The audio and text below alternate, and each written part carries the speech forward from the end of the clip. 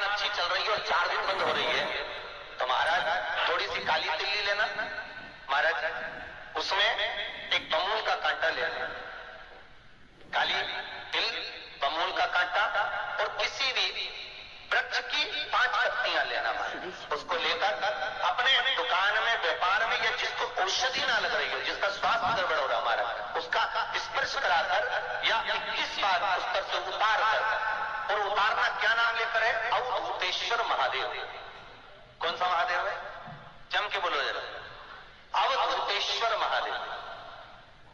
शिव जी का एक अवतार हुआ था, अवधूत रूप शंकर।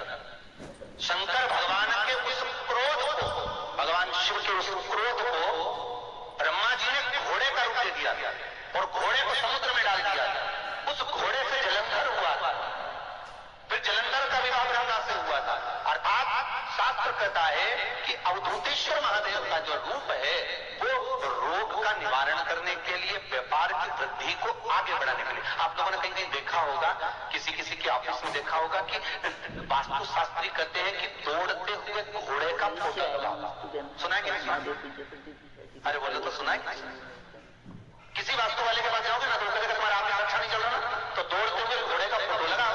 जो घोड़े 4-5 घोड़े दौड़ रहे हैं उनका फोटो लगाओ।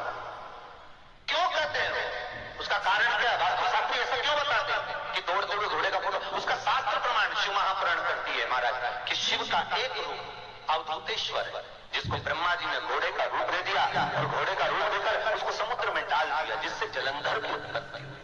तो अगर मान लो अगर प्रॉब्लम चल रही है, व्यापार में दिक्कत आ रही है, व्यवसाय में तकलीफ आ रही है, या किसी न किसी रूप में कोई ना कोई कष्ट आपको लग रहा है, तो अवधूतेश्वर महादेव का नाम लेकर काली तिल्ली, वृक्ष की पत्ती और एक बमूल का कांटा लेकर, और आप दुकान में से उतार लो चाहे शरीर पर से उतार लो, उसको ले जाकर किसी भी चौराहे पर उसको पट चौराहे पर नहीं डाल सकते तो बहते हुए पानी में डाल दीजिए।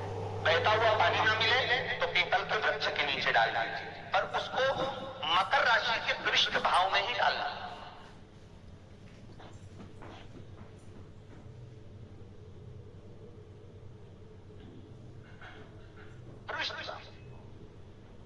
किसी व्यक्ति ने मालूम पड़े कोई भूमि पर कब्जा कर लिया और नहीं छोड़, शमी पत्र के 5 पत्तियां, कितनी पत्तियां लेना है? 5। शमी पत्र की 5 पत्ती, बेल पत्र की 11 पत्ती।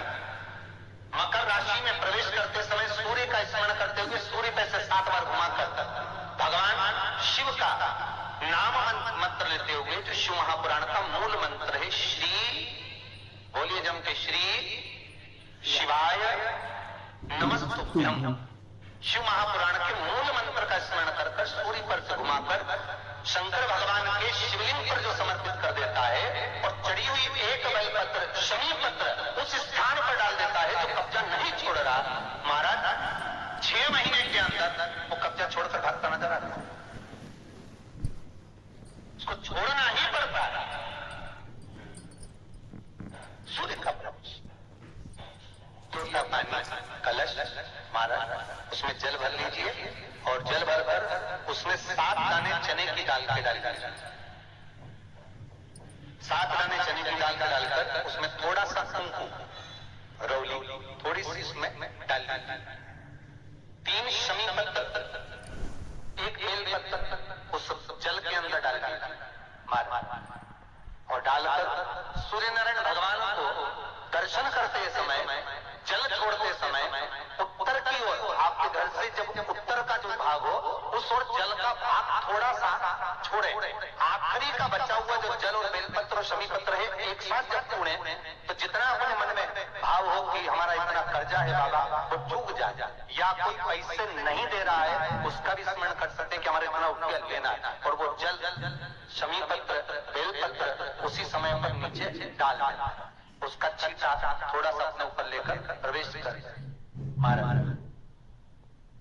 ज्यादा से ज्यादा 5 महीने 6 महीने कहीं ना कहीं बाबा इसकी कृपा कर देता है, कोई सहयोग, कोई धन, कोई संपदा, कोई व्यापार ऐसा बना देता है कि पैसा हाथ में आता है और कर्जा चूक जाता है। ये बाबा ही। और एक बात का याद रखना, हमें किसी से लेकर नहीं देना कर्जा, भगवान से ये निवेदन करना है हमको कि बाबा हमको ऐसा व्यापार दे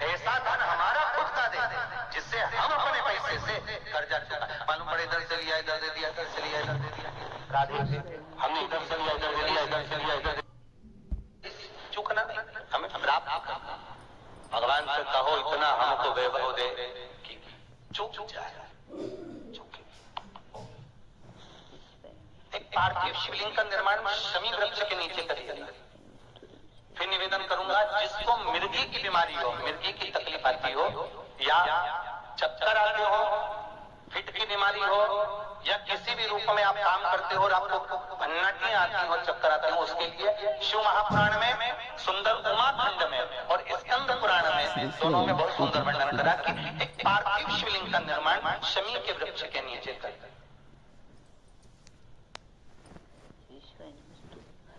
फिर निवेदन करूंगा, शमी का वृक्ष जानते हो आप लोग? बेलपत्री के वृक्ष का जो निर्माण है वो माता पार्वती के नयन अश्रु से हुआ है। रुद्राक्ष के वृक्ष का जो निर्माण है वो शंकर भगवान के नयन अश्रु से हुआ है।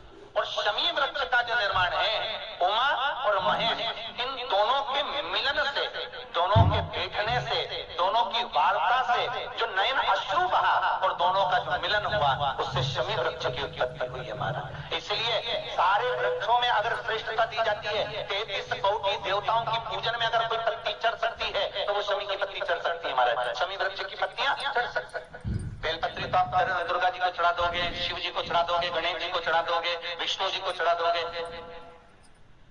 ब्रह्मा को नहीं चढ़ती बेलपत्र। तो बाकी के जैसे दुर्गा का रहता है, दुर्गा किन किन देवताओं को चढ़ती है, तो उसी तरह शमी पत्र की पत्तियां किसी भी देवी देवता को, किसी भी ग्रह देवता को आप समर्पित कर सकते, उसको स्वीकार।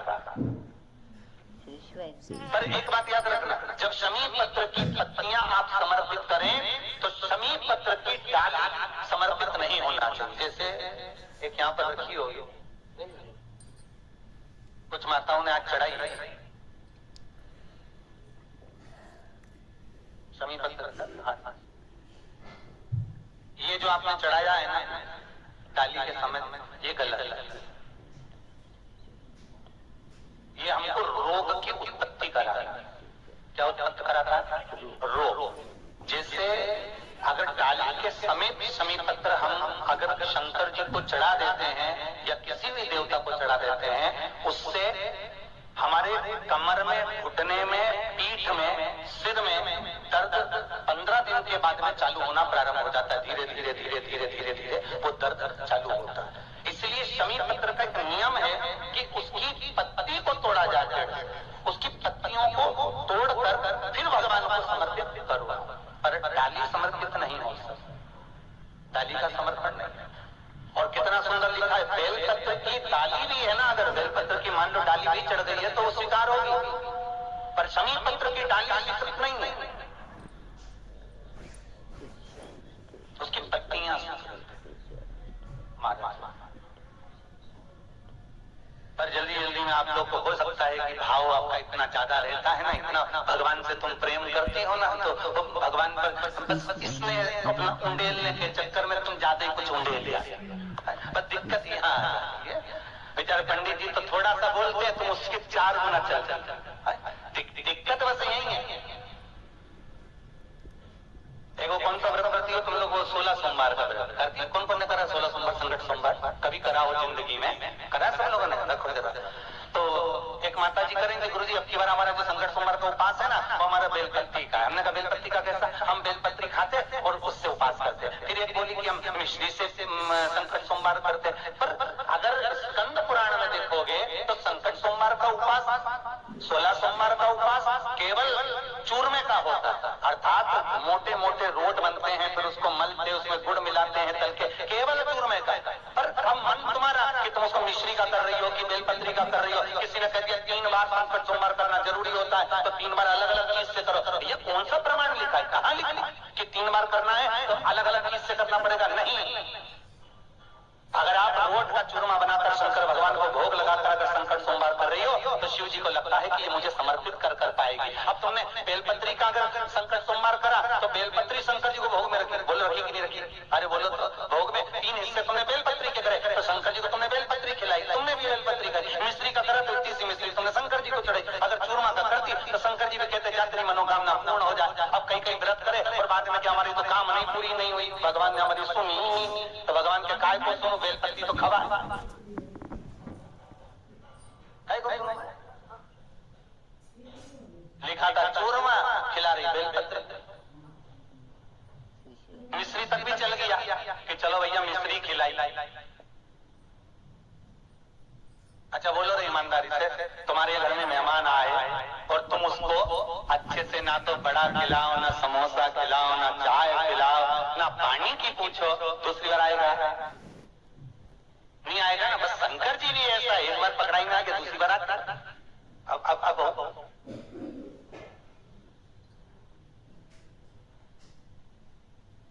भगवान को कुछ नहीं चाहिए, कुछ भी नहीं चाहिए भगवान को। बस तुम्हारी जो नाटक है ना, भगवान को ये जो छल है, जो दुनिया के लोगों ने आज के समय में भगवान की पूजन को जो प्रपंच बना रखा है, शिव उससे दूर है।